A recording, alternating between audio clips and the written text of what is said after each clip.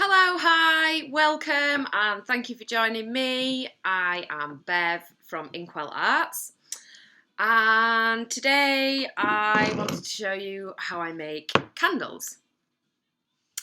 So, the things that you are going to need are some kind of glass vessel that your candle will go in. You're also going to need some candle wax. I've got some soya wax here.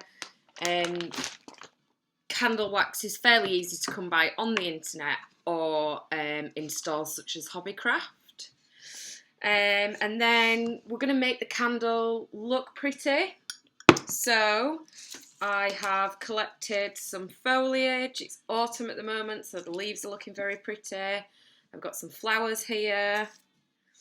You can use dried flowers. I've got some lavender in here and some cornflowers in here. And then also you've got the option then of making your candles smell pretty. If you want to do that, then you'll need some kind of fragrance oil or essential oil to mix in with your wax. Okay, so the first step is to arrange your foliage.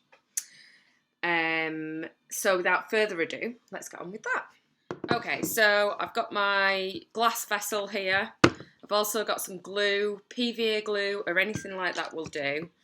And what you're wanting to do is to affix the foliage or whatever it is that you're using. You could use lemon slices that are dehydrated or anything such as that.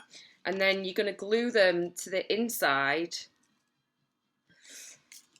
And then once the wax goes in, then your foliage isn't going to move. So just a bit of glue and a brush. You don't want to put too much glue onto your foliage, otherwise you'll spoil it. So.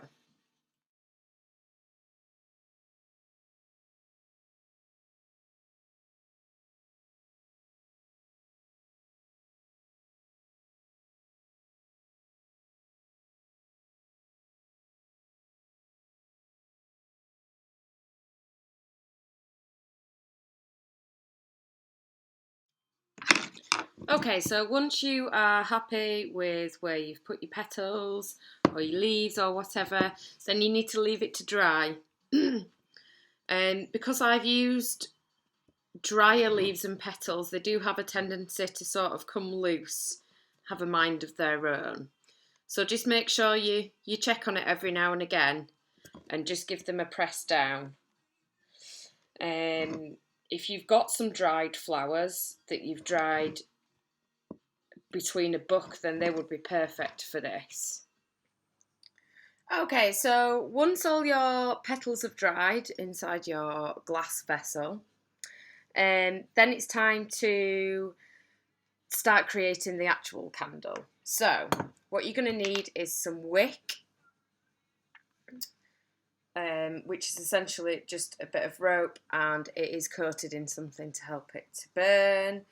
And then of course you're going to put your candle wax in anyway, which will then help it burn further. So the idea is to have your wick lay at the bottom of the pot a little bit, and then I'm going to use this stick here to hold the wick in place. Now you can use a pencil or a paintbrush or whatever it is that you've got hanging around.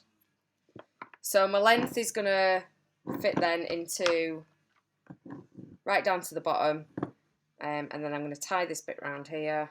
So once you've got that set, you can tape it if you want to the side so that when you do pour the wax in, it doesn't move around. I usually just try and hold it a little bit, but you'll figure out the best way anyway. Alright, so I've got my pan here, I've got some warm water in it. I've also got the light on a medium heat, and I'm just going to fill up my tin now with wax. Now, I don't think there's going to be enough wax in this tin, but unfortunately I don't have another one, so I'll have to possibly do it in 2 stages. But if you've got 2 tins hanging around, then that might be your best option if you've got quite a large vessel. So I'm just going to let that sit in the pan now until it's melted, and then once it's melted, you're best using something like some tongs or your oven gloves. This will get really hot, so don't burn yourself. And then you'll want to be pouring that wax then into here and making sure that your wick doesn't shift around so much. So like I said before, taping it is a good option for you. So this is my first batch then of melted wax going in here.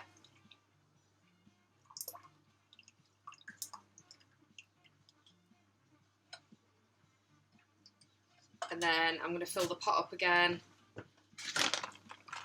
and melt a second batch. So I've just put my fragrance oil in here.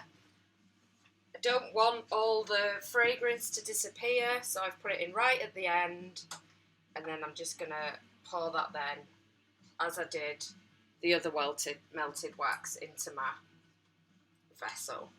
And then that needs to be left for probably about a day for it all to fully solidify. If you put it somewhere cool, that will happen faster.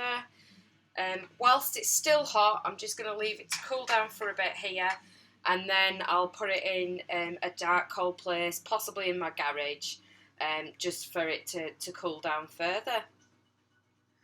Okay, so an afternoon of cooling down and setting.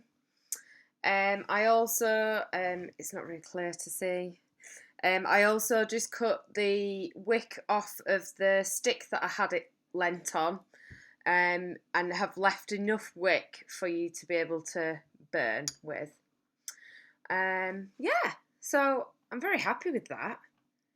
You can see all the lovely foliage in the side, and I did put some nice smelly fragrance in, so it smells delicious. Good enough to eat, but please don't.